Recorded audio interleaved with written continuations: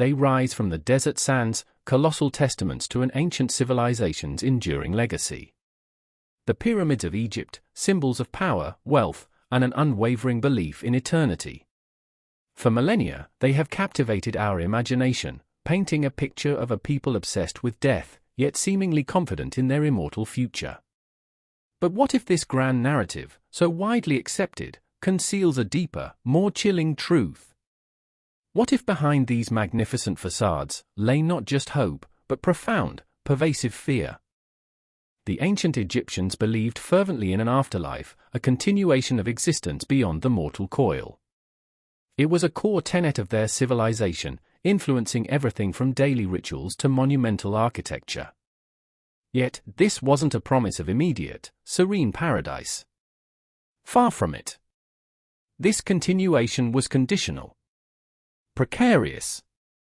A journey fraught with unseen perils and potential oblivion. An eternity earned, not given. Central to this belief was the complex nature of the human soul. Not a singular entity, but a collection of distinct elements, each vital for continued existence in the afterlife. The Ka, the life force; the Ba, the personality and mobility; the Ark, the transfigured spirit. There was also the Ib, the heart, seat of emotion and intellect, and the Ren, the secret name. The loss or destruction of any one of these fragments could mean ultimate annihilation. Death, then, was not an end, but a precipitous threshold. A gateway to an unknown realm, a profound transition that held both immense promise and terrifying uncertainty. The moment of death was merely the beginning of the true struggle. The deceased, now a traveler, stood at the precipice of the Duat, the Egyptian underworld, where their fate would be decided not by gods alone, but by their own actions, and crucially, their preparations. The Duat. It was not a blissful paradise. No. It was a perilous, multi-layered realm of shadows, trials, and terrifying encounters. A vast, cosmic underworld traversed by the sun god Ra during his nightly journey, and by every deceased soul seeking rebirth. Its landscapes were grim, its inhabitants often hostile. Think not of pearly gates, but of treacherous paths, lakes of fire, and monstrous guardians. A journey of epic, fearful proportions. Within the Duat lurked legions of terrifying beings. Serpentine creatures, fire-breathing monsters, headless entities, and demons with names that struck fear into the heart of any traveler. They guarded gates, tested knowledge, and sought to ensnare the unwary. These were not mere symbolic threats, they were real, palpable dangers that could prevent the soul's progress, leaving it lost forever in the darkness, or worse, utterly destroyed. And then there was Apep. The great serpent, embodiment of chaos, darkness, and non-existence. His eternal struggle against Ra, the sun god, was a cosmic battle fought every night. Should Apep ever triumph, creation itself would unravel. For the individual soul navigating the Duat, encountering Apep was the ultimate terror. To be swallowed by him meant not just death, but the complete cessation of being. Absolute, terrifying oblivion. Before the soul could hope to achieve eternal bliss, it faced the most crucial test of all. The Hall of Two Truths. Here, the Ib, the heart soul, was removed from the deceased. This was no mere organ. It was the record of one's entire life, thoughts, deeds, intentions. It carried the weight of every action, every choice. An intimate, immutable ledger, presented for divine judgment. A terrifying vulnerability. Presiding over this momentous judgment was Ma'at, the goddess of truth, justice, and cosmic order. Her feather, representing universal harmony and balance, was the standard against which every soul would be measured. Ma'at dictated the very fabric of existence, and living in accordance with her principles was paramount for a successful journey through the afterlife. To transgress Ma'at was to invite disaster, not just for oneself, but for the delicate balance of the cosmos. The moment of truth. The heart, the Ib, was placed upon a scale. On the opposing pan, the single, delicate feather of Ma'at. Osiris, judge of the dead, presided.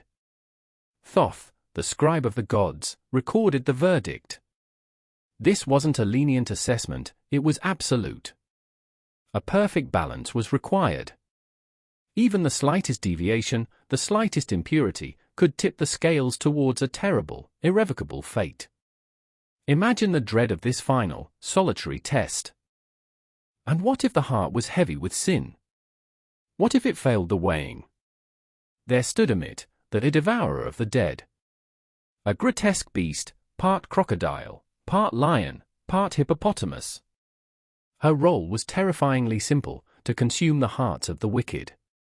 To be devoured by him, it was not merely to die again, but to suffer the ultimate, irreversible fate. Eternal non-existence. Utter oblivion. The very concept struck fear into the hearts of all Egyptians. This was the true horror, the deepest fear. Not just death, but the absolute cessation of being. To be devoured, to have your name forgotten, to wander lost in the duat, to cease to exist entirely. This wasn't merely a spiritual setback, it was the obliteration of one's entire identity, purpose, and legacy. The promise of the afterlife, so grand, carried with it the terrifying shadow of permanent, irreversible deletion from the cosmic fabric. A dread that permeated every aspect of life. Understanding this profound fear casts a new light on the elaborate ritual of mummification. It was not merely a ceremonial practice, but a desperate, painstaking attempt to defy the natural process of decay. To preserve the physical vessel, ensuring the Ka and Ba had a stable home to return to. The meticulous removal of organs, the intricate bandaging, the 70-day process, all were acts born of a desperate hope and a deep-seated fear. The removal and separate preservation of internal organs, lungs, liver, stomach, intestines, in canopic jars served a critical purpose. Each jar was protected by a specific son of Horus, ensuring these vital components remained intact. Why? Because the body was a conduit. Its integrity was paramount for the successful reuniting of the fragmented soul elements. To lose an organ was to lose a piece of one's potential for eternal life. But preserving the body was only one part of the equation. Navigating the duat required knowledge. And so, the Egyptians meticulously crafted texts, the pyramid texts, coffin texts, and most famously, the Book of Coming Forth by Day, now known as the Book of the Dead. These were not mere stories, they were essential guides. Maps. Collections of spells, incantations, and prayers designed to protect, to inform, to persuade, to overcome the dangers. These spells were not for passive comfort. They were active defenses. Spells to open the mouth, restoring the senses. Spells to repel serpents and demons. Spells to avoid being eaten, to pass through locked gates, to navigate treacherous waters. Every potential danger in the duat had a corresponding magical defense. The sheer volume and specificity of these spells speak volumes about the pervasive fear of the unknown perils awaiting. Beyond written spells, amulets and charms adorned the deceased. The ankh, symbol of life, the scarab, for rebirth, the jed pillar, for stability. Each placed with purpose, imbued with protective magic. Small tokens against unimaginable threats. These weren't mere decorations. They were physical manifestations of hope, potent defenses against the dark forces of the duat, and silent pleas for a safe passage. A desperate arsenal against fear. Even labor was a concern in the afterlife. The Egyptians believed that even in the field of reeds, they might be called upon to perform arduous tasks. To circumvent this, sharp-T figures were placed in tombs.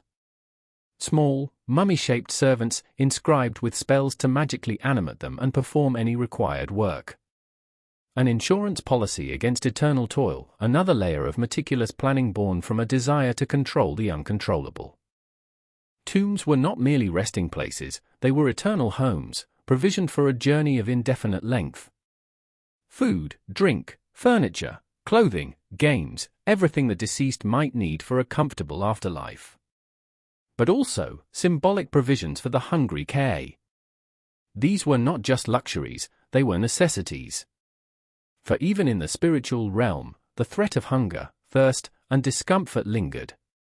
A stark reminder that the afterlife was no effortless paradise. Consider the deeper implication: if the spiritual self could still suffer hunger and thirst, then the afterlife was not truly a realm free from earthly pain. This suggested a continued vulnerability, even after passing through death's gate. It underpinned the need for ongoing rituals, for relatives to leave offerings at the tomb. A constant anxiety that the deceased, even in the field of reeds, might still experience deprivation. A fragile existence. Beyond Osiris and Maat, countless other deities populated the duat, each with a role in the deceased's fate. Some were benevolent, offering aid; others, stern judges or formidable gatekeepers. The sheer number of divine entities, each requiring proper respect, incantation, or offering, added another layer of complexity to the journey.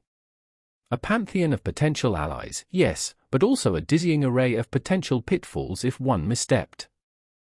The Ren, one's name, was an intrinsic part of the soul. To have your name remembered was to continue existing. To have it forgotten, or worse, deliberately erased, was a terrifying prospect, tantamount to complete annihilation. This is why pharaohs went to such lengths to have their names inscribed everywhere, endlessly repeated. It was a shield against oblivion, a desperate plea to be remembered, to continue the cycle of existence. A powerful fear of being unheard, unseen, unknown. Despite all the elaborate preparations, mummification, spells, amulets, offerings, there was no absolute guarantee of a successful journey. The judgment remained paramount, and the dangers of the duat were very real. Every Egyptian, from the most powerful pharaoh to the humblest farmer, faced the ultimate unknown with a measure of trepidation. The meticulousness of their preparation speaks not of certainty, but of an overwhelming desire to tip the scales in their favor. Even a pharaoh, a living god, was not exempt from these fears. In fact, their fear might have been even greater. Their divine status, their absolute power in life, made the prospect of being utterly erased in the afterlife all the more terrifying. To fall from godhood to non-existence. This existential dread fueled the construction of the pyramids, the crafting of opulent tombs, and the endless magical protections. Their eternal legacy depended on it. And what of the common people?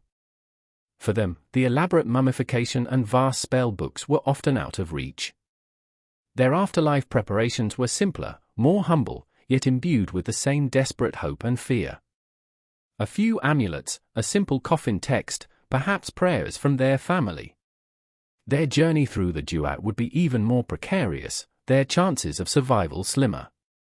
The afterlife was not democratic. The priests played a crucial role, not just in earthly rituals, but in guiding the deceased through the underworld. Their knowledge of spells, rituals, and the complex geography of the duat was invaluable. They performed the opening of the mouth ceremony, vital for the deceased to speak and breathe in the afterlife. Their presence offered a degree of comfort, a professional guide through the terrifying unknown. Yet, even their power had limits. The fear of annihilation wasn't just personal, it was cosmic. The individual's successful passage through the afterlife was believed to contribute to the broader cosmic order, to the triumph of Maat over chaos. To fail, therefore, was not just a personal tragedy, but a slight against the very fabric of existence. Every funeral, every spell, every offering was a desperate attempt to maintain this delicate balance, to push back against the encroaching darkness. This pervasive dread of the afterlife wasn't confined to death rituals. It subtly influenced daily life. Living in accordance with Maat, acting justly, speaking truthfully, these weren't just moral precepts. They were essential survival strategies for the ultimate journey. Every choice, every interaction, carried weight, knowing it would one day be judged against the feather of truth. A life lived cautiously, carefully, always with an eye on eternity. The very language used in the funerary texts, the imagery in the tombs, speaks of apprehension. Warnings of danger, detailed instructions for evading traps, pleas for mercy. These weren't the declarations of a people serenely confident in their divine right to eternal paradise. They were the whispers of a people facing a terrifying unknown, armed with magic, ritual, and an unshakable belief that failure meant permanent cessation. The echoes of a profound dread. For those who successfully navigated the duat, whose hearts balanced perfectly with Marat's feather, the reward was the field of reeds, Aru. A blissful, idealized version of Egypt itself, where fertile lands, eternal harvests, and peaceful existence awaited. This was their paradise, their ultimate goal. But the path to this serene land was not easy, nor was it guaranteed. It was a destination earned through perilous trials and unwavering adherence to cosmic order. Even in the field of reeds, a subtle uncertainty lingered. The need for Shabti figures, the continued provisioning of tombs, suggested that even in this perfect afterlife, aspects of mortal existence, labor, hunger, thirst, might persist. It was a paradise, yes, but one that perhaps required ongoing vigilance, an eternal commitment to maintaining one's blessed state. The ultimate peace, always with a hint of conditional security. The cumulative weight of expectation, the meticulous planning, the fear of eternal oblivion, and the terrifying journey through the duat, these were the true burdens carried by the ancient Egyptians. Their afterlife beliefs were not merely comforting myths, they were a complex, demanding system designed to navigate a perilous spiritual landscape. The pyramids, then, are not just monuments to hope, but also to a civilization's profound, existential fear. So, when we gaze upon the pyramids today, consider them not just as engineering marvels or symbols of ancient power. See them, too, as monuments born of a deep-seated dread. Every stone, every inscription, every hidden chamber, speaks of a people desperately trying to cheat oblivion, to survive the unseen horrors of the duat, and to achieve a fragile, hard-won eternity. A testament to humanity's oldest, most profound fear, the fear of ceasing to be. The story of the Egyptian afterlife is not just one of golden masks and eternal fields. It is a nuanced tale of fear and hope intricately intertwined. A civilization that dared to imagine what lay beyond death, and in doing so, created a complex, terrifying world that demanded constant vigilance and perfect adherence to cosmic law. Their fear was not a weakness, but a powerful motivator, driving them to build monuments that still stand, echoing their desperate plea for immortality. We may never fully grasp the true depth of their apprehension, the chilling reality of their perceived cosmic threats. But by looking beyond the glittering facade of their tombs and the majestic presence of their pyramids, we begin to uncover a more human, more relatable truth. A truth about universal fears, the struggle for meaning, and the desperate, ingenious ways we attempt to navigate the greatest mystery of all, what truly awaits us after the final breath.